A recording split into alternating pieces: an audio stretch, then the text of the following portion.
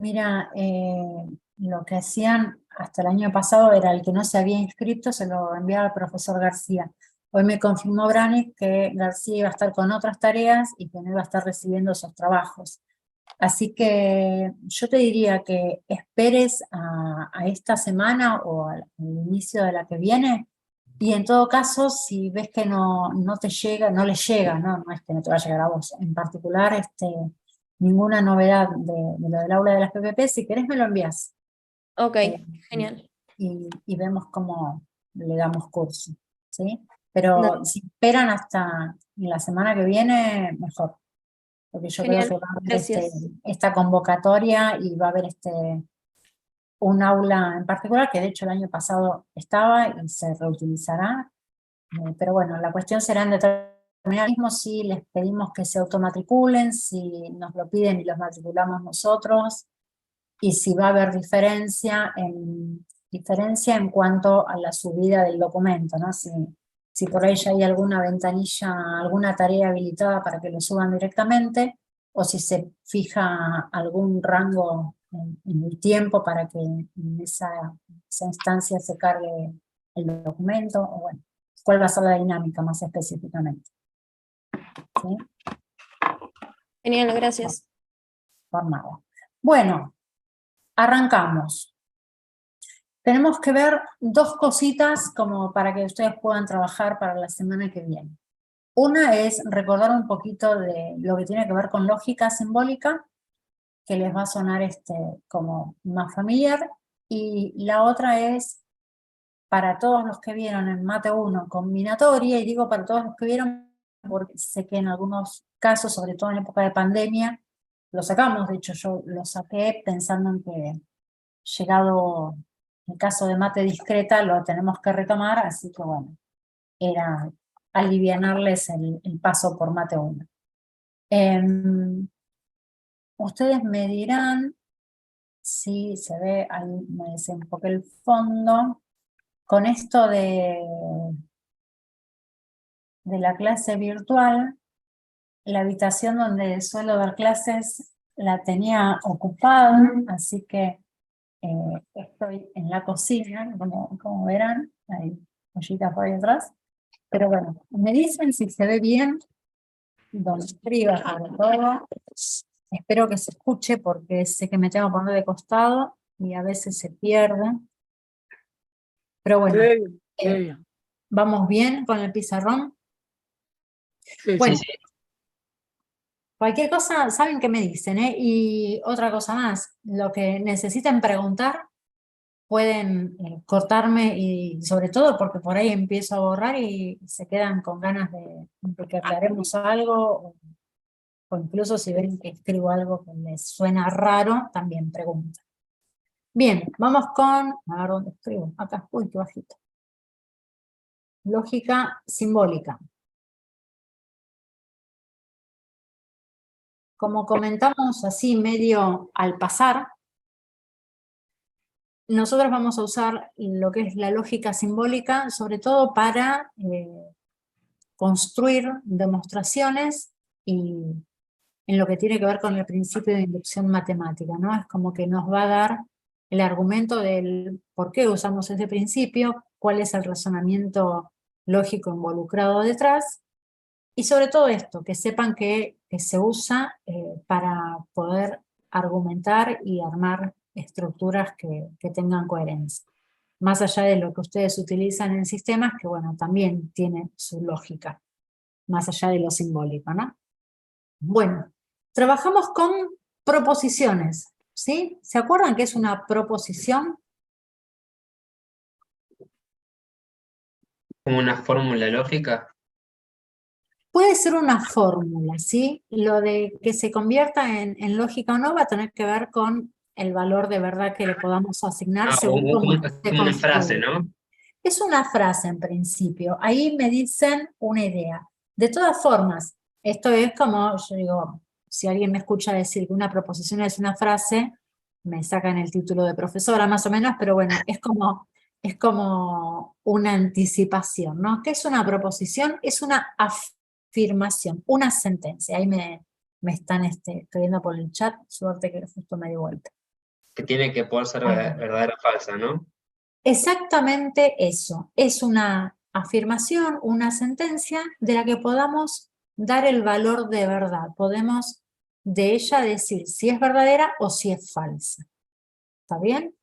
Entonces, en el lenguaje coloquial, ¿qué es el lenguaje coloquial? El lenguaje común, el de todos los días, este que estamos usando ahora para charlar.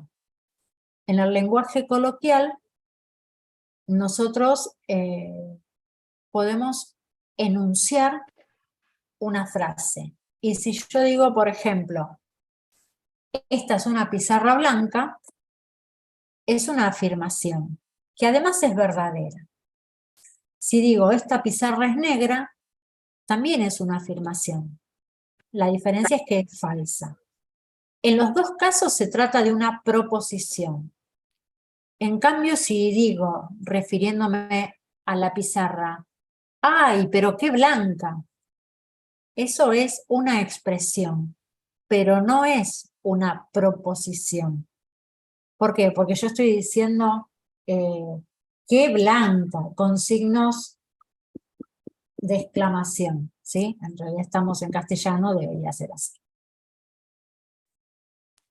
Al ser Nadie una escribe los de exclamación, adelante. ¿cómo? Nadie escribe los de adelante ya. Ya perdimos la costumbre, la verdad es que no está bueno, porque es nuestro español. Si nosotros nos referimos a una exclamación o a una pregunta, ¿es roja? Y yo no puedo decir que la pregunta es verdadera o falsa. En todo caso, si respondo, podré decir que la respuesta es verdadera o falsa. ¿Sí? Entonces, las proposiciones son expresiones, afirmaciones, sentencias de las que podemos dar el grado o el valor de verdad que tiene. ¿Sí? Es decir, podemos definir si es verdadera o si es falsa.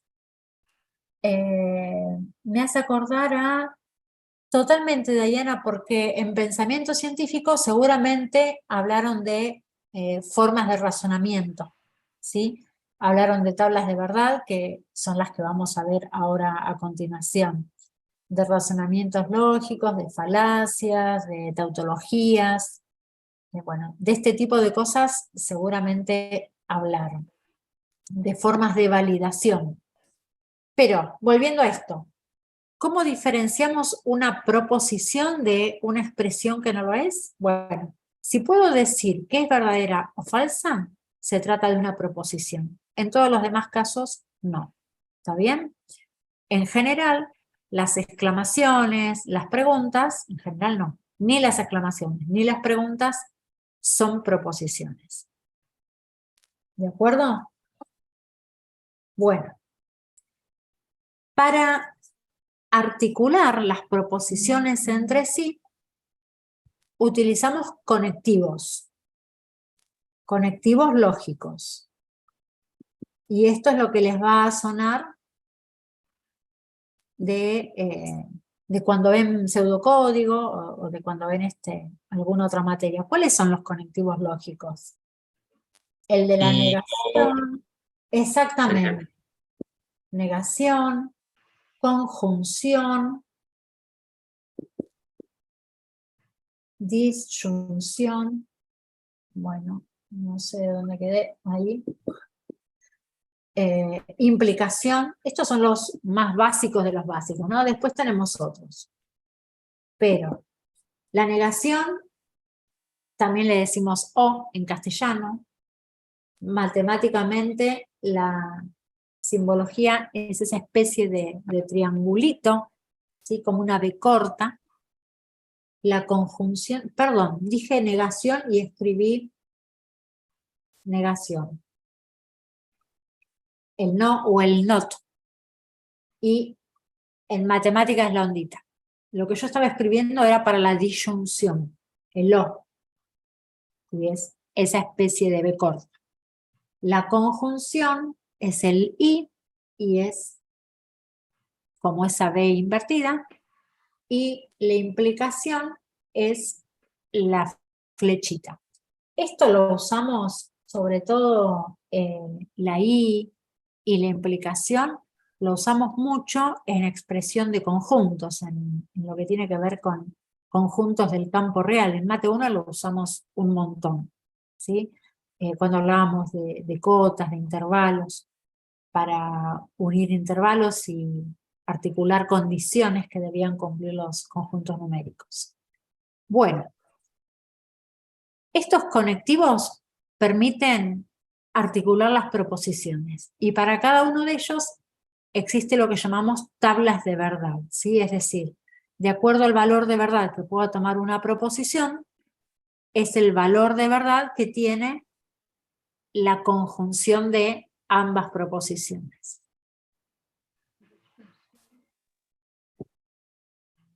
Esto también lo tienen en el apunte. La diferencia es que está escrito y acá se los estoy contando.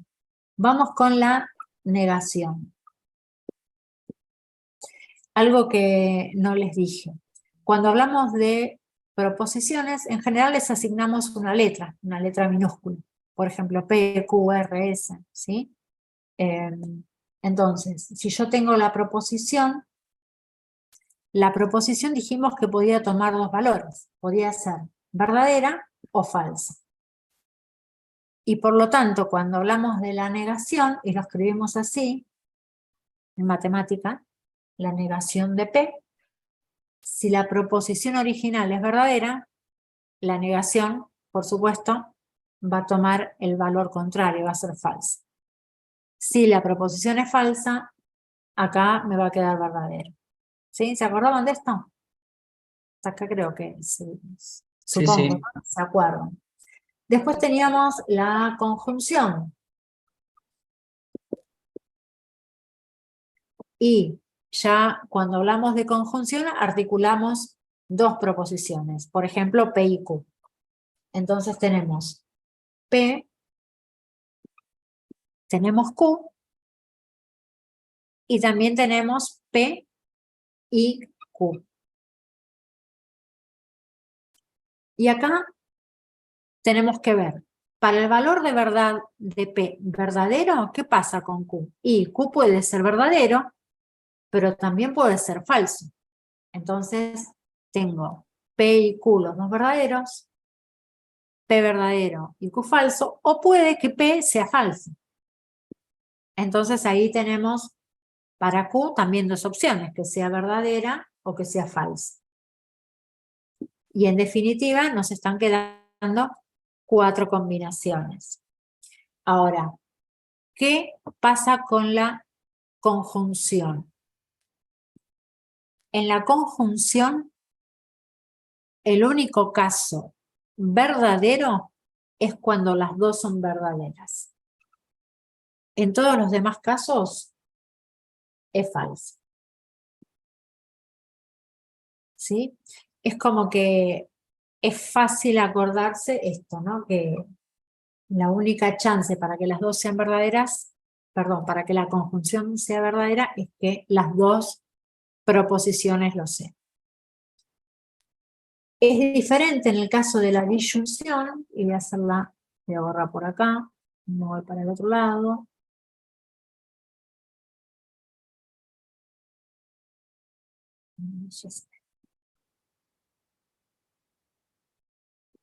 La disyunción, tenemos de vuelta para cada uno de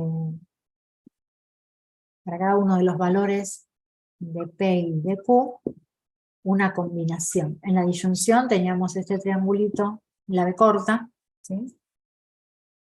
Y teníamos P verdadera, Q verdadera, P verdadera y Q falsa, o falso y verdadero, falso y falso. ¿Qué pasa en la disyunción? Que el único caso en el que resulta falso es cuando las dos son falsas. En todos los demás es verdadero. ¿Y por qué? Y bueno, porque me alcanza con que una de las dos sea verdadera. Acá en este primer caso, bueno, cualquiera de las dos verdaderas hace que una u otra resulte verdadera. Por lo tanto, es lógico, ¿no? Que el caso que resulte falso es cuando las dos sean falsas. De la misma manera que acá, para que resulte verdadero, necesito que las dos proposiciones sean verdaderas. No me alcanza con que una de las dos lo sea. Para que el resultado sea verdadero, tengo que tener las dos proposiciones ciertas. Bien, y lo que nos falta es de lo básico, ¿no? El caso de la conjunción, perdón, de la implicación.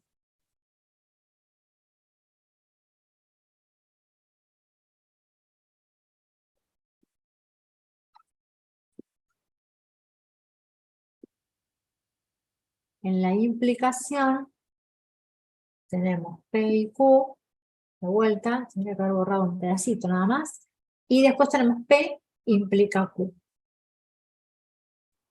Las combinaciones de los valores de verdad, esto primero verdadero.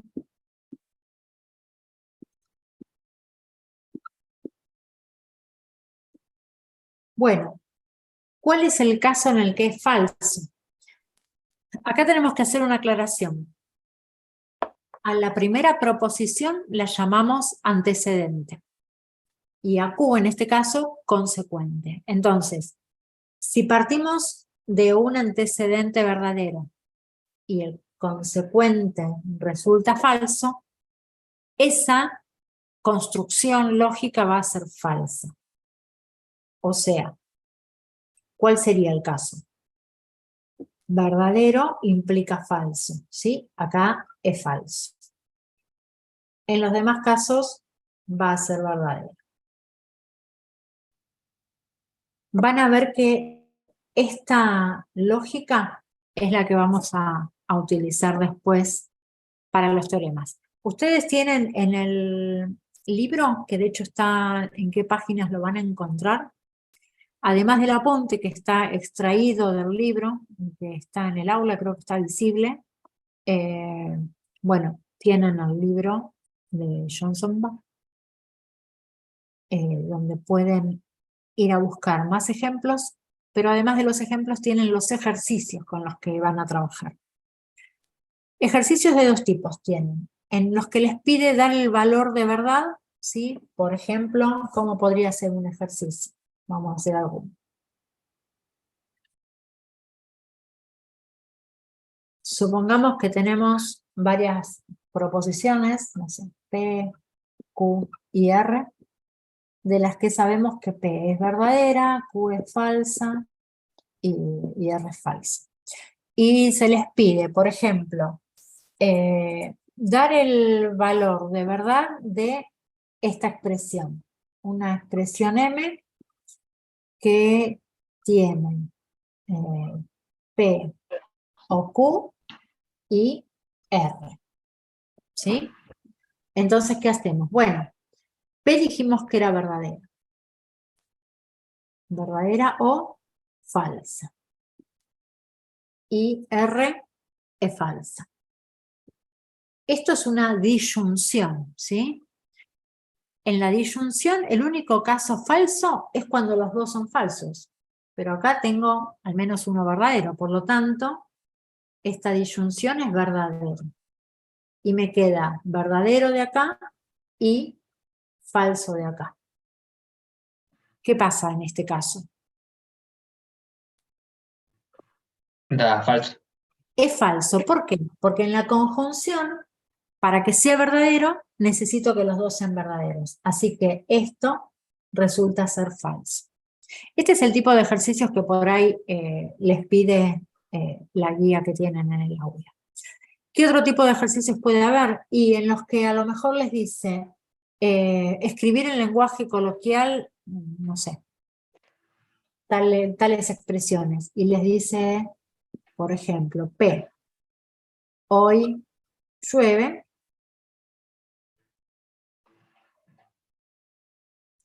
Y Q hace calor. Entonces les pide escribir P o Q.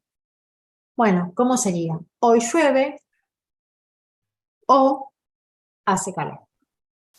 Si les dice escribir P y no Q.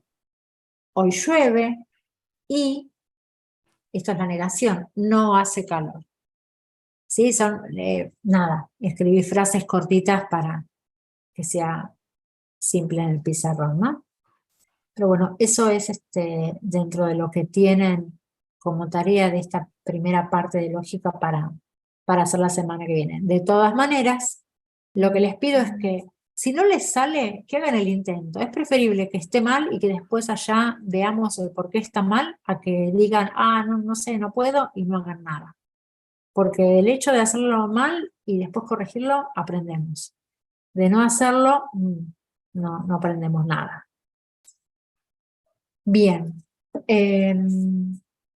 A ver, esto como para que puedan trabajar con la parte de lógica. Nos vamos a la parte de combinatoria. ¿Sí? A ver. ¿Hay cosas en el chat? Sí. ¿Por qué el... Ay, se me escapó. Porque el precedente es falso y el consecuente... Bueno, el chat como que me quedó bailando, va y viene. Pero por lo que veo, tiene que ver con el valor de verdad de la implicación. La pregunta, me dicen si es lo que quieren saber o no, si no trato de que frene. Hay contexto, están ahí, hubo trabajo en equipo. Sí, pero no llego a ver. Nos preguntaban por qué cuando el presente es falso y el consecuente es verdadero, es verdadero.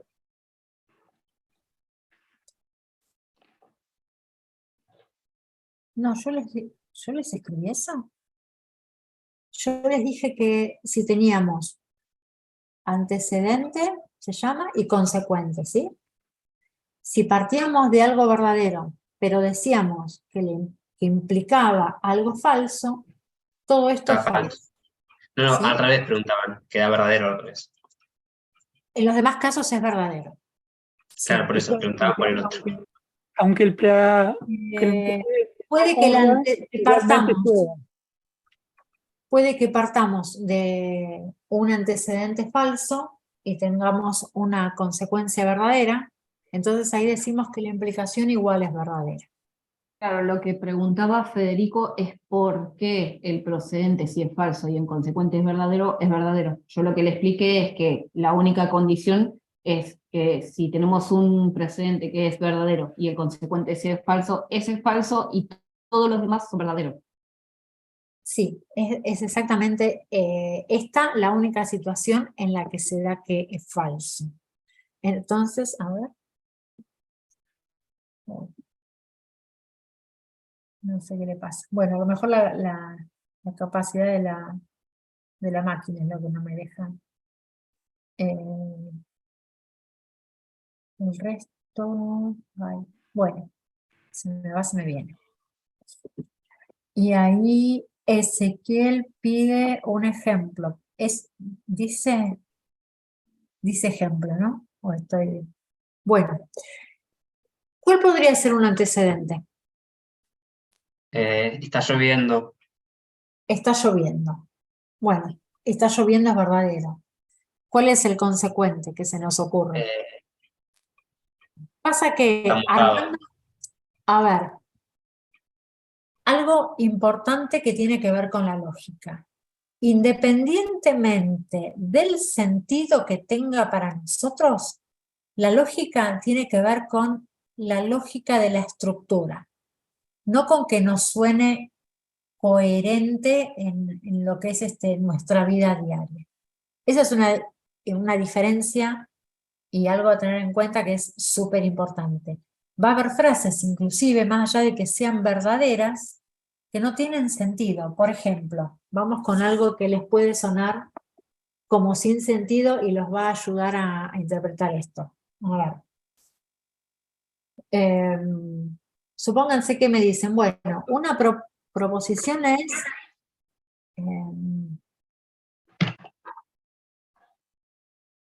hoy llueve. ¿Está bien? Esto es verdadero. Tengo otra que también es verdadera, y que, por ejemplo, me gusta, porque estoy hablando yo, ¿no? O si quieren, a Laura le gusta el chocolate, y yo puedo armar una implicación. Como esto es verdadero, y esto es verdadero, P implica Q, también va a ser verdadero. Entonces, miren cómo suena en la realidad, en el lenguaje coloquial. Hoy llueve, entonces me gusta el chocolate.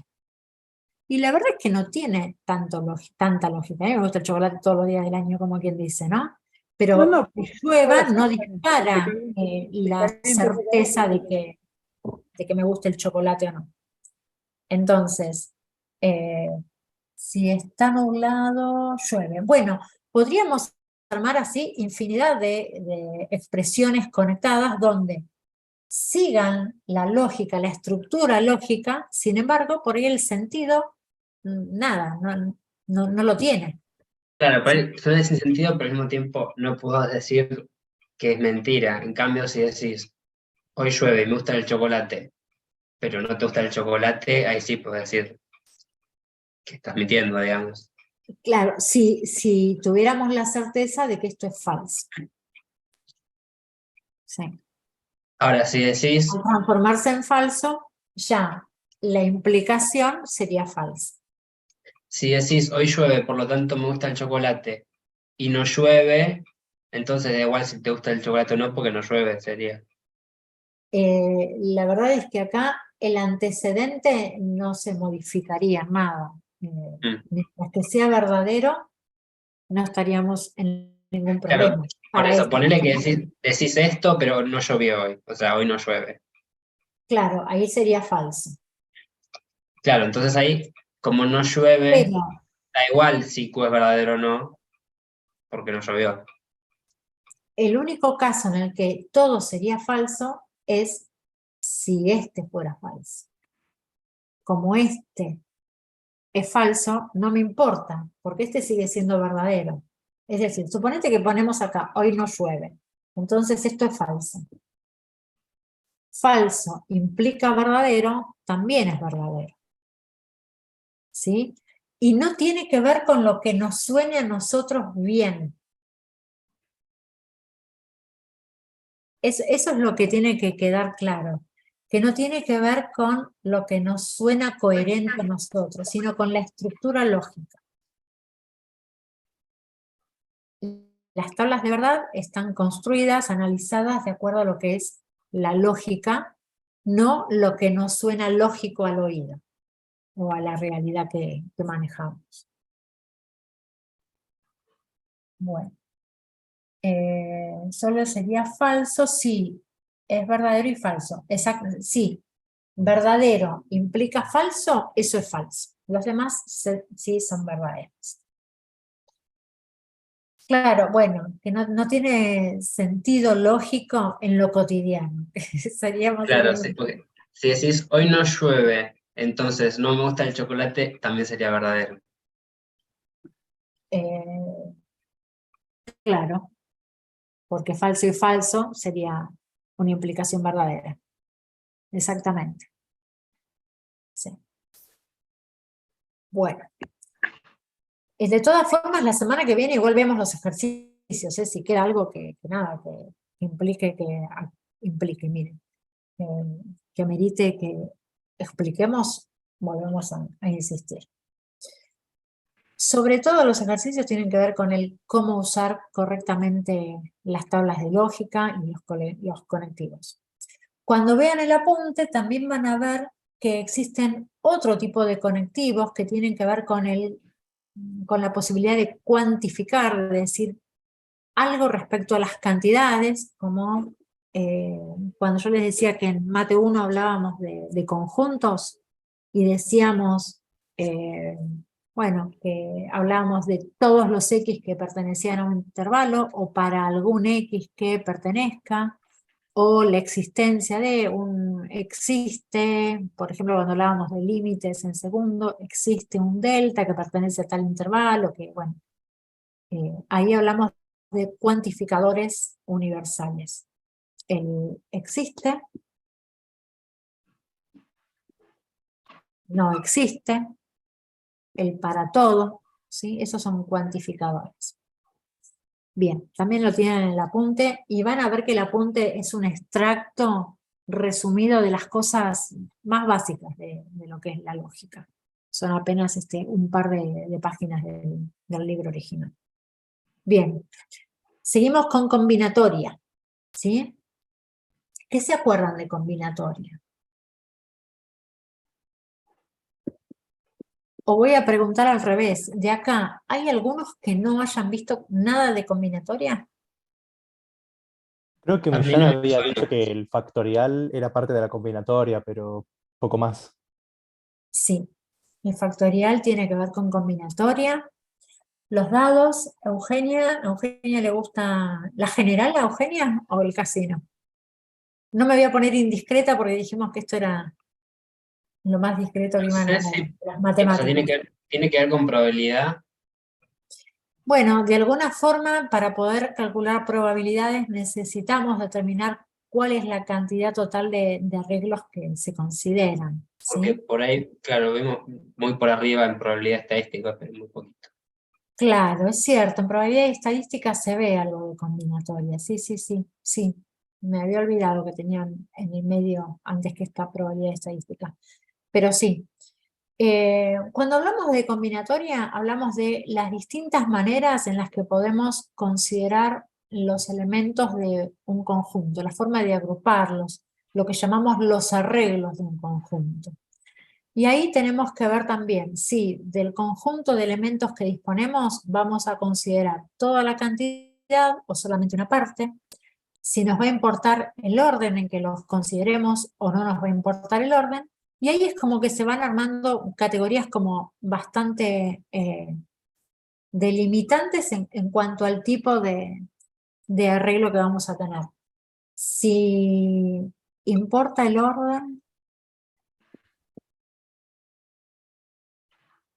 y digo que sí, vamos a hacer desde acá. Si me importa el orden, puedo estar frente al caso de permutaciones o variaciones. Eso sería tipo en el sistema numérico, que 23 no es lo mismo que 32, No, que vaya a tiene afectar que al ver orden. en cuanto a, no al orden posicional de un sistema de numeración, sino al cómo elijo los elementos de un conjunto. Ahí vamos a ver algún otro ejemplo. Y para el caso en el que no me importa el orden, vamos a hablar de combinaciones propiamente dichas.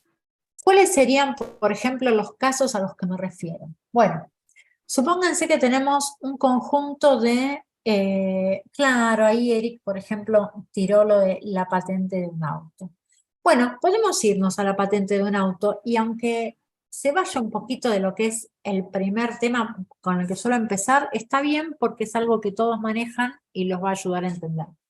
Pero bueno, les hago sí la insistencia en esto. Tenemos como dos grupos bien importantes. Cuando me importa en qué orden elijo los elementos y cuando no me importa, ¿sí? Esa es como una primera pregunta que nos vamos a hacer siempre. Después vamos a ver si elegimos todos los elementos, si los elementos se repiten o no. Pero bueno, supongamos el caso de las patentes. Tenemos dos casos, las patentes viejas y las patentes nuevas, ¿sí? En las patentes nuevas tenemos dos letras, después vienen tres números,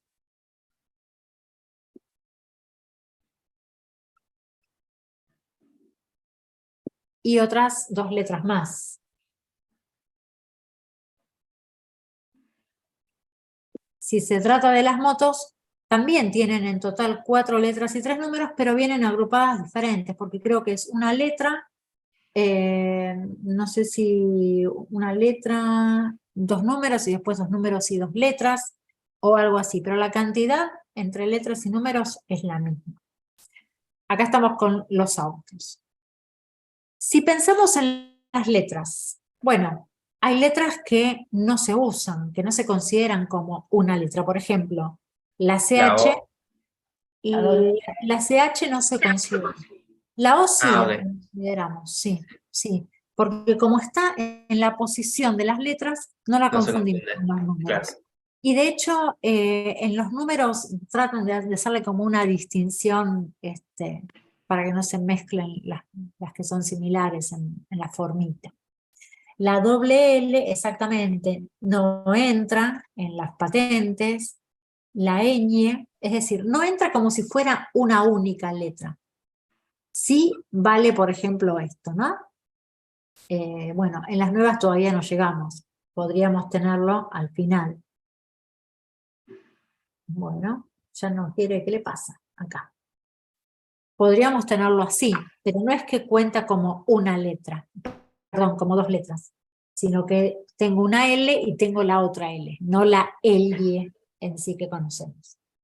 Bueno, en definitiva se consideran para las patentes 26 letras. A ver si otro mejor. Me di cuenta que la tinta del sello me quedó en el aula. Bueno, 26 letras. Entonces, en el primer casillero, ¿qué podemos poner? Cualquiera de esas 26. Ahora estamos todavía con la A. Creo que vamos por AG y bueno, no sé si ya estará el caso de la AH. Pero para cada una de las 26, yo acá puse A porque es la que tenemos ahora, ¿no? Pero en realidad podemos poner cualquiera de las 26 letras que tenemos disponibles. ¿Qué pasa? En el segundo casillero, ¿cuántas letras podemos poner? Las mismas. Ahí ya se me apuraron varios. La misma cantidad, ¿sí? 26 también.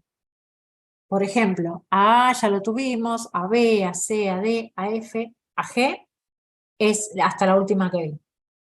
Y después venimos con los números. Y ahí pusieron 10 por 10 por 10. ¿Por qué? Porque El tenemos número la lo puedes posibilidad de simplificar como por 1000, o sea, de 0 a 999. O sea, daría lo mismo, ¿no? podríamos considerarlo exactamente así. Sí. Como en cada casillero tenemos 10 números para poner, ¿cuáles? El 0, el 1, el 2, hasta el 9, y acá también, en realidad, acá tendríamos 1000. ¿Por qué? Porque iríamos desde el 0, como decís, hasta el 999. Desde el triple 0, ¿no? Sería 0, 0, 0 hasta el 999. Queda menos de un minuto, profe. Bueno, volvemos a entrar. Podemos entrar así permanentemente hasta que sea necesario. Si hay un problema, listo. Gracias por avisarme porque a veces me quedo hablando solo. Y nos quedan las dos últimas posiciones, que serían letras, y también sabemos que van a ser 26 en ambos casos. Por lo tanto, ¿cuántas patentes, cuántas chapas patentes se pueden generar con esta forma, con este formato? Y sería 26 a la cuarta, 26 por 26 por 26 por 26 por 10 al cubo. Ese 10 al cubo es el 1000 que me decías recién, ¿sí? Que recién decía con sola. Son casi 457 millones. Aproximadamente 457 millones. 457 y pico o 456 y pico, ¿no? 456.976.000. Bueno. Es que es más redondeado acá. Sí, 976 ahí, ¿no? Sí, sí. Ahí, redondeando 457 millones para irnos para arriba, porque sigue un 9. Bueno, esta es la cantidad de autos que podrían patentarse que tengan una chapa diferente. Entonces, supónganse que, y volviendo a lo que tenía que ver con probabilidades que me habían mencionado antes, si yo les digo, ¿cuál es la probabilidad de encontrarme una chapa que tenga, que de hecho el otro día vi esta, AA0, 00, y no me acuerdo las dos últimas, pero no sé, era como decir Z, suponer. O sea, una cosa así. específica. ¿Cuál es la probabilidad? Claro, de encontrarme con esta chapa. Y es 1 en 457 millones casi, ¿no? 456 y pico. Esa sería Claro, la... o sea, dividís por 100 o por 1 y calculas. O sea, puedes hacerlo de las dos formas, ¿no? Supongo. Acá En realidad, tenés una chance Acá. en 456.976.000. en realidad, sabiendo que la primera letra es una A desde ahora, ya de hace rato hasta que no llegamos a la Z, sería, la cantidad disminuiría un montón, porque habría que hacerlo dividido por 26. Eso. Bueno, pero considerando que se pudieran hacer todas, ahí sí sería esta. Es cierto lo que decís, ¿eh? De las que están circulando, ¿qué tendríamos que hacer? Averiguar hasta qué letra, ya sabemos que sí se generaron, por ejemplo, desde la A, comenzando con la segunda en A y llegando a la G. Esto tengo la certeza porque las he visto. Entonces, también acá. Sí sabemos que estas existen, están circulando. Entonces, si queremos ser finos en la respuesta, tendríamos que averiguar, bueno, hasta qué letra y hasta qué número se patentaron. Y de esa manera calcularíamos la chance de encontrarnos determinada patente dando vueltitas, ¿sí? Pero bueno, si consideráramos todas las posibilidades, sería 1 en esa cantidad de millones. Está muy buena la observación que hiciste. Bien. La cuestión es, ¿qué consideramos en cada una de estas partes para poder pensarlo? Bueno, la verdad es que hay dos cosas que pueden ocurrir. Una, que sepamos de qué se trata cada una de las formas de generar estos arreglos, se llaman arreglos, las maneras de contar, o que lo hagamos de acuerdo a la lógica de la formación del cálculo. Y en este caso fuimos por ese lado, pensamos en la lógica. Ahora, si yo me voy a lo que es la clasificación, por ejemplo, para el caso de las letras, bueno, ¿qué me pregunto? ¿Me importa en qué orden las ubico, las letras? Es decir, supónganse, voy a borrar un poquito esto de acá arriba, y voy a borrar esto de acá. Supónganse que estoy pensando en estas dos posiciones, ¿sí? En cómo lo podemos encarar. Yo me pregunto, de las letras que puedo usar, ¿me da lo mismo, por ejemplo, pensar que la patente va a empezar con A y seguir con B, al caso en la que empieza con B y después sigue con A? Sí, importa. O sea, son valores diferentes. Importa, yo quiero el auto que tenga la patente que empieza con B, ¿no? Eso me indicaría que es más nuevo, por ejemplo. Entonces, es un ordenamiento diferente, ¿sí? Por lo tanto, me está importando el orden. Bien. Voy a tomar todos los elementos para estas dos posiciones. ¿Qué quiere decir? Voy a usar las 26 letras a la vez. Cada se puede repetir, digamos. Sí.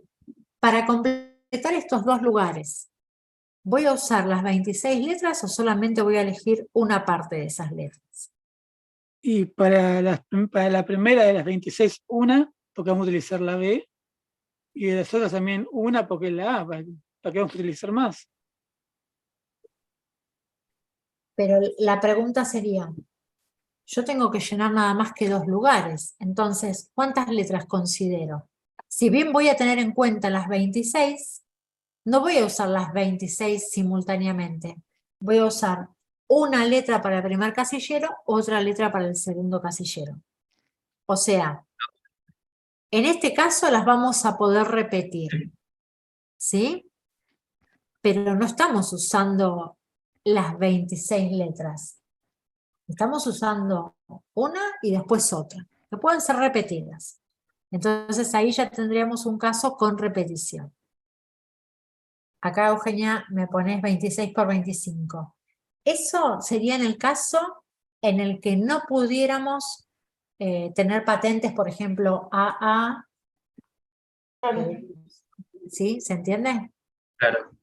Bueno, pero en el caso en el que sabemos que se generan las patentes, sí se pueden repetir las letras. Incluso puede ser AA, 000, AA. ¿Sí? Estamos frente a un caso donde de la cantidad total de elementos que tenemos, tomamos solamente una parte, pero las repetimos. Esas serían permutaciones consideradas de A2, pero que pueden repetirse con repetición. No vamos a escribir la fórmula porque vamos a ir primero por el caso de los que no se repiten. Pero bueno, ya que hablaron de las patentes, les quería mostrar un ejemplo bien concreto de cómo contar esto de los arreglos. ¿Qué pasa acá? Acá tenemos en realidad 10 números para cada posición. Y los podemos repetir. Y además también me importa el orden. Y como me importa el orden, ¿sí? Estamos frente a un caso que en este sería de, también con repetición, de variaciones con repetición. Y nos pasa lo mismo acá, también podemos repetir. Ahora, ¿qué ocurriría si, por ejemplo, vamos a irnos de las patentes a otra situación? Supónganse que tenemos 3 cuadros. Tengo el que no quiere escribir. Este. Tenemos el cuadro 1, cuadro 2, cuadro 3. Y los quiero acomodar en una pared, así, a lo largo. ¿De cuántas maneras diferentes los puedo acomodar? Sería 1, 2, 3, 1, 3, 2, 2, 1, 3, 2, 1, 2, 3, 1, 3, 1, 2, 3, 2, 1. 3 por 2 Bueno, por 1. che, que no escribo tan rápido. Me dijeron 1, 2, 3, vamos en lugar de la C, porque ya sabemos que son cuadros, vamos a poner solo un numerito. 1, 2, 3, ¿qué más? 1, 3, 2, Sí, 2, 1, 3, sí, 2, 3, 1, sí, 3, 1, 2, 3, sí. 2, 1. Bien, claro, o sea, hasta acá ahí como no se puede repetir, el cálculo sería 3 por 2 por 1, las posibilidades, ¿no? Por cada espacio. por cada espacio. Y ahí vamos. Lo que me está diciendo el compañero es, si empiezo a ocupar este primer espacio con alguno de los 3 cuadros, tengo 3 cuadros para poder elegir. ¿Está bien? Este 3 es no el cuadro 3, sino 3 opciones entre cualquiera de los 3 cuadros. ¿Qué pasa? Si ya en el primer espacio está ocupado con alguno de esos 3, ¿cuántos cuadros me quedan? Si saco alguno de los 3 cuadros, me quedan solo 2 para el segundo espacio. Sí. Y si ya tengo 2 cuadros acá, y acá me quedó una única chance. ¿Qué hago con estos números? Los multiplico entre sí. ¿Sí? Para cada uno de las posiciones me va quedando uno menos que para la elección anterior. Si nos fijamos, esto me da 6. ¿Sí? Y si miro, las distintas maneras que me dictaron antes coinciden. ¿Está bien? Ahora, ¿qué pasa? Acá tengo 3 elementos para poder contar y verificar que los puedo acomodar de 6 maneras diferentes. Pero imagínense que yo les digo, tengo 10 cuadros distintos y los quiero acomodar en una pared. ¿De cuántas maneras diferentes los puedo acomodar? Claramente no me voy a poner a hacer esto. Primero tenés que definir cuántos de esos cuadros vas a poner, ¿no? Digamos, Claro, pero suponete que queremos usar los 10 cuadros. los 10 cuadros, ok. Si queremos usar Yes. los 10 cuadros, para el primer cuadro, en el segundo lugar, tengo 9 chances. Tendría que escribir uno con el 1, uno con el 2, uno con el 3, uno con el 4, así hasta el 9. Ya me cansé. Después, para el 1, 2, y puedo poner en el otro lugar el tercero, el cuarto, el quinto, etcétera, etcétera. Y así seguiré escribiendo con las distintas posiciones. ¿Qué pasa? a medida que la cantidad de elementos se me hace más grande, se me hace más complejo hacer toda esta secuencia y no meter la pata de decir, me quedé con algunos sin considerar. Entonces, es por eso que ahí aparecen las fórmulas o las maneras alternativas de hacer los conteos. Y esta es una de esas maneras alternativas, pero muy buena a la hora de considerar la lógica de los ordenamientos que podemos tener. En particular, tengo 3 elementos y estoy utilizando los 3. A este tipo de arreglos los llamamos permutaciones, ¿sí? Donde lo vamos a nombrar con una P mayúscula. Lau, Y te interrumpo un sí, segundito. Ahí en el chat están tirando unos chicos 10 factorial, y eso para el caso de los 10 cuadros, ¿eh? claro, pero sería 10 cuadros en 10 posiciones, no 10 cuadros en 3 posiciones. RR no sé quién es. Para mí Claro. sería esa 10 por 9 por 8, no el factorial. Bueno, aclaración. En el ejemplo que yo les di, teníamos 3 cuadros para 3 posiciones. Si hablamos del factorial de 10, tendríamos que pensar en los 10 cuadros y 10 posiciones. ¿Vieron que yo empecé 1, 2, 3, así? Y les dije, tendríamos que seguir hasta 10, bueno. Y que Claro, ahí yo me perdí esa parte. Pensé que eran 10 cuadros en 3 posiciones. Por No, eso. si fuera 10 cuadros en 3 posiciones, ya no serían permutaciones. ¿Qué consideramos en las permutaciones? Que importa, ya no sé dónde escribir mucho, nos importa el orden, eso es fundamental, importa el orden. Y consideramos todos los elementos. Ustedes tienen un cuadrito en el apunte O sea, esos donde son todos. tipo un diagrama de flujo que les permite ir siguiendo la secuencia y los orienta en cuanto a qué tipo de ordenamiento se trata. Utilizamos todos los elementos, ¿sí? Utilizamos todos.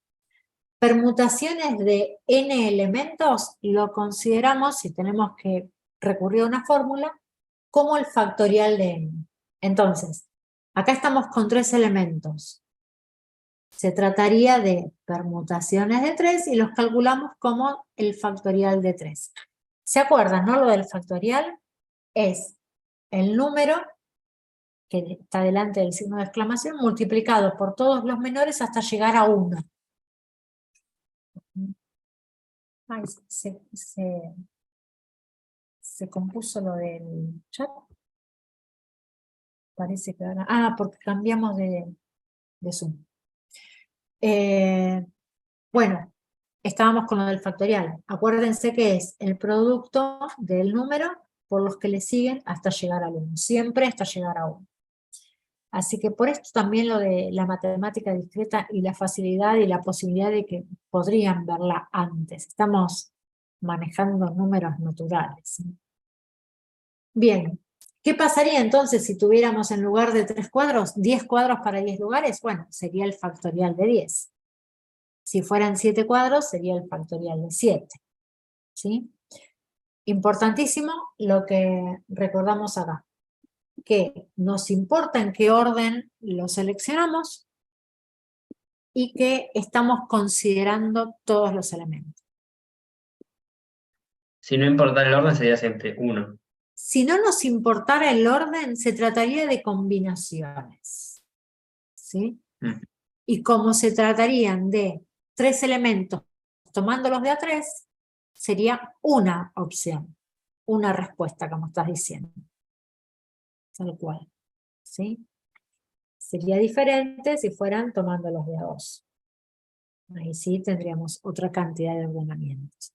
Pero bueno, arrancamos por este lado donde sí me importa el orden. Ahora, ¿qué pasaría si en lugar de considerar todos los elementos, nada más consideramos una parte? Ejemplo. No le voy a poner el nombre, pero supongamos que tenemos las letras A, B y C y las queremos considerar en grupos de A2. ¿Qué chances tenemos? ¿Qué podríamos hacer? AB, Sería BC, AB, AC, AC, BA, No. Sí, ¿verdad? BC, CA y CB. Bien. Ahí C depende de si se puede repetir o no, que no quedó, no se aclaró. Bueno, estamos sin repetir. Sí, Ok. bien por la aclaración. No las estamos repitiendo. ¿Sí? Estamos yendo por el lado de los casos simples. Tenemos simples y con repetición. Vamos con los simples primero. Bueno, ¿qué pasa? Lo mismo que antes. Yo tengo nada más que 3 elementos. 3 elementos. No repetimos. Seleccionamos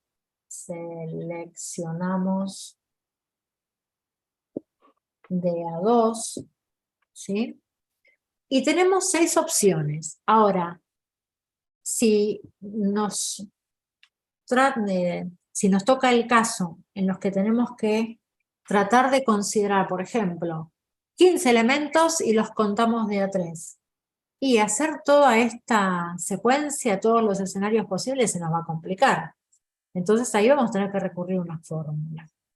Para recurrir a una fórmula necesitamos saber de qué tipo de ordenamiento hablamos. En este caso, como tenemos 3 elementos y no consideramos todos, porque si consideráramos todos estaríamos en el caso anterior, ¿qué pasa? Nos importó el orden, pero consideramos una parte en particular. Entonces, a este tipo de ordenamiento los vamos a llamar variaciones. Variaciones simples por ahora, no hablo de repeticiones. De n elementos, acá n igual a 3, tomados de AM, ¿sí? Donde decimos que m vale 2. Entonces, ¿cómo lo pensamos? Con esta simbología, variaciones de 3 elementos tomados de a 2. O en general, variaciones de n tomados de AM. ¿Con qué fórmula? Y si tomáramos todos, sería el factorial de 3. ¿Sí? Pero vamos a tener que descontar algo. Y ustedes me van a decir, ¿y si antes cuando los tomaba de a 3, cuánto nos había dado? Nos había dado lo mismo, ¿no? ¿Se acuerdan? Ujú. Sí, sí. Bien. ¿Y entonces por qué? Cuando hacemos esta cuenta, vemos que tenemos que hacer esta resta. 3 menos 2, y a eso calcularle el factorial. Como en el denominador nos queda el factorial de 1, que es 1, es que nos da lo mismo que nos daba antes. La misma cantidad de arreglos. Bien, fórmula general, n factorial sobre n menos m factorial. Si te das cuenta en el ejemplo, a cada una de las posibilidades le agregas la letra que te falta y te queda la misma cantidad. Exactamente, sí. Sí. Es así. Bueno, pasa que por ahí, en el ejemplo, hasta les puede llegar a generar dudas por esto de que les queda la misma cantidad. Pero cuando consideramos más elementos, se da una diferencia. No es lo mismo el factorial de 10 que las variaciones de 10, por ejemplo, tomadas de a 2. ¿Cómo sería el caso de, supónganse que tenemos 10 letras, desde la A, B, vamos a hacer menos, B, E, F y G. Acá tenemos 7 letras. Y tomadas de a 2, 7 letras, elegimos 2. Serían variaciones de 7 elementos tomados de a 2. Nos quedaría el factorial de 7 sobre el factorial de 5. ¿Sí? 7 menos 2 factorial nos da 5 factorial. Cuando hacemos los cálculos tenemos la chance de ir a la calculadora directamente o hacer 7 por 6 por 5 factorial sobre 5 factorial. porque estas propiedades de los factoriales, ¿no? Vamos desarrollando hasta el que yo sé que voy a poder simplificar. Entonces acá lo simplifico, me queda 1, ojo que no es que me queda 0. Y acá 1. Y me quedarían 42 formas diferentes de seleccionar 2 letras entre 7, ¿sí? En las que me va a importar el orden. Bien. Bueno, no sé si me quieren hacer alguna pregunta, creo que hay cosas que por ahí no llegué a leer del chat. A ver, el primero no he leído. Un montón no leí.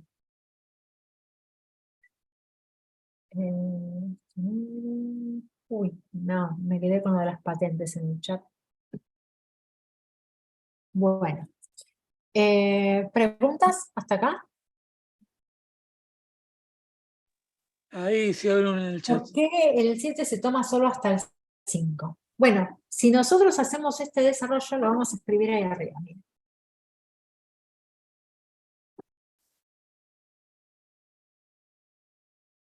Siempre, y acá me refería a las propiedades de los factoriales. Ustedes saben que, por ejemplo, si yo tengo el factorial de 5, es 5 por 4, por 3, por 2, por 1. Ojo, esto es un ejemplo, no es una demostración de la generalización, pero bueno, es un ejemplo como para que se entienda, ¿no? Ese 5 factorial también lo puedo escribir como 5 por, y todo eso, si me olvido del 5, ¿estamos de acuerdo en que es el factorial de 4? Sí. Bien. Bien, entonces lo puedo escribir así también. O también lo puedo escribir de esta manera. 5 por 4 por, y si tapo eso, lo que me queda es el factorial de 3. Entonces, son distintas maneras de escribir el factorial. ¿Y cuál voy a usar yo? Y fíjense, si tengo variaciones de 7 tomadas de a 2, ¿cómo lo resolvíamos? Como el factorial de 7 sobre el factorial de la resta. Como esa resta me da 5, es que yo acá puse directamente el 5, ¿no? Y acá quedaba el 7. Entonces, ¿qué pasa? Yo tendría 7 por 6, por 5, por 4, por 3, por 2, por 1. Pero es un plomo escribir todo. Entonces, como sé que abajo tengo el 5 factorial y también lo podría escribir así, esto no lo desarrollo y el factorial de 7 lo desarrollo hasta acá. Hasta decir que esto es el factorial de 5 igual que lo que tengo ahí abajo. Como es el factorial de 5 y es el factorial de 5, los podemos simplificar. Yo lo simplifiqué sin llegar a desarrollarlo, sabiendo de esa propiedad, ¿no? Bueno, esto lo podemos usar cuando sea necesario. Entonces solamente me queda 7 por 6. Genial. Bien. ¿Alguna otra pregunta de esta hasta acá?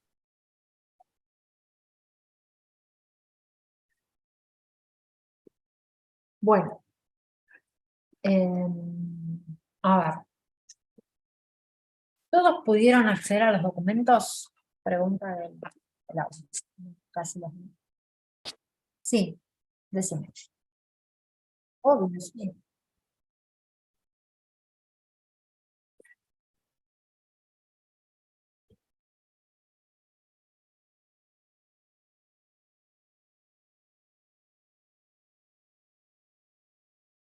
Claro, poder poner, es decir, yo puedo dejarlo hasta acá, como vos decís, con el factorial de 6, pero no podría simplificar.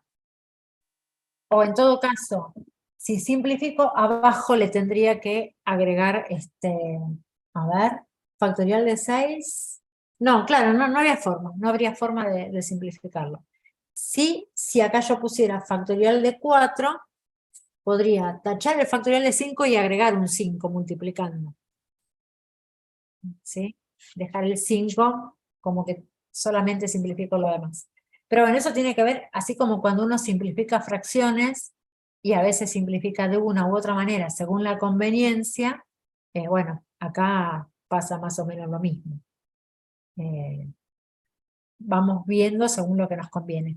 La verdad es que la calculadora calcula factoriales afortunadamente. Y por otro lado, en los cálculos que pedimos, si es, no sé, bueno, uno acá dice 5 por 4, 20, y por ahí dejas 20 por 3 factorial, según lo que estás haciendo, ¿no? Pero en otros casos, directamente, si la respuesta nos da 12 factorial, si nos da 12 factorial, lo dejamos indicado, 12 factorial. No hace falta que pongamos en detalle cuál es la cantidad. De hecho, en el de las patentes, es bastante frecuente dejar 26 al cubo por 10 al cubo, en lugar de, bueno, de hecho no me lo acordaba, los 500 y pico de millones que nos dan esas opciones. ¿Sí? O sea que no es necesario poner el resultado en No sí. es necesario llegar al valor desarrollado del factorial, por ejemplo. Ok. ¿Sí? Si nos da 5 factorial, lo podemos dejar como 5 factorial o 18 factorial o lo que fuera. Sobre todo cuando se trata de esos números grandes, que a veces vos pones en la calculadora 25 factorial y te lo da notación científica. Te corta un montón de cifras. Sí, y al final el resultado nunca. Claro, ¿qué sentido tiene? Tendrías que poner aproximadamente y copias algunas. En cambio, si dejas 25 factorial, ya está. Las estamos incluyendo a todas. ¿Sí? Bueno, si tienen alguna otra pregunta me dicen, y si no, dejamos acá, y de las guías, ustedes van a encontrarse toda la guía de lógica y la de combinatoria. De combinatoria van a poder hacerlo de variaciones y combinaciones simples. Si se animan a avanzar más, avancen todo lo que puedan. Todo lo que puedan avanzar va a hacer que surjan dudas, y si surgen dudas las podemos aclarar, y ya se van quedando tranquilos con que tienen los ejercicios hechos. Porque insisto, igual que en Mate 1, Mate 2, los que cursaron conmigo, el parcial también es a carpeta abierta, como en esas instancias. Pero recuerden que si no hacían los ejercicios, o de repente el día del parcial tenían que ir a ver cómo habían hecho algo y no lo hicieron, no tienen la ayuda. En cambio, si lo hicieron, ya a lo mejor lo pensaron, y es una miradita y siguen avanzando. O incluso ha pasado, y sigue pasando cada tanto, que aparece exactamente el mismo ejercicio que está en la guía. Y abrir la carpeta y ver que en ese momento no lo hicieron y que se lo están tomando, es como perderse esa chance de tener... Debo admitir que me pasó. ¿Viste que pasó y seguirá pasando? También me ha pasado de tenerlo hecho y decir, sí. Uy, ¿por qué no me lo tomaron? Bueno, pero si ya lo pensaron, muchas veces ni siquiera que vuelven a mirarlo. ¿Te querés morir, Nicolás? Y sí, la verdad que sí. ¿Qué te voy a decir que no? Sí, sí. Pero bueno, no, tiene que ver con el... Ya saben, es como cuando tienen que escribir código. Si no están cancheros escribiendo código, de repente no va a salir, por más que lo tengan compilado en todos los libros que se les ocurre. Pero bueno, nada, espero que se haya entendido. Si no se entendió todo y me quieren preguntar algo, me dicen, y si no, se anotan las dudas que vayan surgiendo, que en general pasa, que cuando uno intenta hacer, aparecen las dudas. De momento de 10. Buenísimo. Cuando voy allá y nos vemos y me dicen, no tenemos dudas, ahí la que se quiere morir soy yo, porque digo, estos chicos no agarraron nada, hicieron un pomo, no se generaron dudas, no pasó nada. También puede verlo desde la perspectiva que todos somos genios y que sabemos todo. Porque justamente por eso estamos en cuarto y que, bueno, que llegamos a esta altura, bueno, ¿no? Acá tienen todo ese aprendizaje de que fue necesario poner cola en la silla, por decirlo delicadamente. Bueno, nada. Entonces, profe, Matemáticas practicar. las dudas, en Decime. vez de tirarlas por el foro, no las guardamos para la clase que viene. Como quieran, si las tiran por el foro, lo más probable es que la primera respuesta sea de los compañeros. Estas semanas estoy con muchísimas tareas más allá de las clases de la carrera, pero bueno, si puedo y me da el tiempo, obviamente voy a ir al foro a responderles si entre ustedes no se responden. Pero está muy orientado a que entre ustedes puedan interactuar, ¿sí? En el foro. Sobre todo porque ustedes son un montón ahora y no tengo ayudante como en Mate 3 que Javi, que estaba siempre pendiente del foro. Por si las dudas, profe, le comento, por si no llega a haber algo en el foro, nosotros tenemos un grupo de WhatsApp armado, así que quizás a veces si no ve algo en el foro es porque hay chicos que están en el grupo y nos vamos ayudando desde ahí. Bien, está Para que no excelente. se ponga mal por si nadie pregunta. Sí, bueno, bueno que estén en el foro y que ayuden. Y me encanta eso, de que hagan grupos de estudio, así que genial. A ver, Ezequiel, la diferencia entre variación y permutación sería que no se repiten las posibilidades. No, la diferencia, vamos acá, no se me haga nadie. En realidad, tanto las permutaciones como las variaciones van en el grupo de los ordenamientos en los que me importa el orden. ¿Qué pasa? La permutación es un caso particular de variación donde la cantidad que elijo es la misma cantidad de elementos. Por ejemplo, supónganse que tenemos, vamos de vuelta con los cuadros, A, B y C. Si tengo que elegir los 3 cuadros, voy a tener permutaciones de 3. En cambio, acá estoy eligiendo todos, permutaciones. Elijo todos. En cambio, si yo tengo A, B y C, y de acá solamente elijo 2, tengo variaciones de 3 tomados de A2. ¿Sí? Elijo una parte, pero siguen sin repetirse. ¿Y qué pasaría si yo me confundo y digo, mira, acá me importa el orden y no me pregunto si elijo todos o no? Yo lo puedo pensar como variaciones de 3 donde elijo 3. ¿Y qué pasa cuando voy a la fórmula? Miren, el factorial del primero, que es 3, dividido el factorial de la resta. Me queda 0 en el denominador, pero no el 0, me queda el 0 factorial. Entonces, propiedad de los factoriales. ¿Cuánto vale el factorial de 0? 1. No es que voy a dividir por 0. Me queda el factorial de 3, que en definitiva es el caso particular de las permutaciones, donde el m y el n coinciden, ¿sí? Así que las permutaciones serían el caso particular de variaciones donde la cantidad de elementos que tomo es la cantidad de elementos que tengo. Estarían en el mismo grupo porque lo que me importa es el orden. Claro, exactamente. Ahí Francisco medio que lo aclaró, pero bueno, sí podríamos considerar que la permutación es el caso particular, ¿sí? No es que esté prohibido en las variaciones usar todos, sino que lo diferenciamos porque en ese caso particular se le llama permutación, nada más que eso. Y la fórmula la podemos tomar directamente como el factorial de la cantidad de elementos. ¿Está bien? En 3 posiciones, y si son menos, claro, podríamos decir que sí, pero con esa salvedad, de que si lo pensamos como variaciones, también está bien. Es como el caso particular. Bien. Si igual siguen quedando dudas, y por ahí ahora te parece que está bien, pero después cuando haces ejercicios o hacen ejercicios no sale, nada, lo volvemos a ver. ¿Sí? Profe, el libro lo va a cargar a...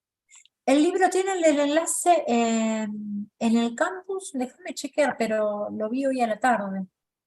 En el bloque 1 hay un PDF de lógica y uno de combinatoria. Bueno, en el PDF de lógica seguro que está el nombre del autor. A ver, Pero no hay ningún link por eso. puede ser que no le haya puesto el link. De todas maneras, lo ponen en Google y está porque hay varias versiones. Acá les paso igual, para el que no va al campus ahora. Ese es el libro. Perfecto. En el capítulo 1 tienen, ahí pasaron. Bien, buenísimo. Bueno, ese lo tenemos digital, así que está genial, muy bueno. Bueno, si ven que igual no pueden acceder, o a lo mejor el enlace está roto, creo que, bueno, acá no entré, pero me imagino que si lo buscaron. Ahí pude entrar por el link que pasó. Ahí está, bien. Gracias. Si se les complica con algo, igual me dicen, ¿sí? Bien. Otra cosa, está bueno que me escriban por el campus, no tengo ningún problema, pero a veces también me pasa lo mismo, que desde el celular no puedo acceder porque el celular está como la compu, están detonados, por los dos lados no tengo espacio. Y se me complica más por el celular entrar al campus. Y sobre todo no les puedo responder si no entro desde el aula en el campus, no es que puedo responder al correo que me llega de aviso. Así que por eso tardo también un poquito más. Si es algo muy urgente y me lo mandan a través del campus, agreguen su correo personal si quieren para que les pueda responder más rápido, si es algo que tiene respuesta rápida, me refiero. ¿Sí? Bueno, nos vemos la semana que viene. Apenas sepa el aula, se los voy a estar contando. La verdad es que, bueno, ya les dije que no, todavía no sé con qué suerte corremos para la semana que viene, donde nos veremos. ¿Sí? Es allá presencial, pero bueno, todavía no tengo el aula. Bueno. Oye, profe, muchas gracias.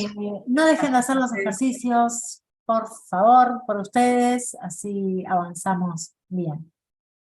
Les mando un saludo, nos estamos viendo y buena semana, buen inicio de vuelta. Que sea Gracias, profe. Chao, gracias. Nos vemos. Chao. Gracias. Hasta luego, profe. Buena semana. Chao, nos vemos, profe. Chao.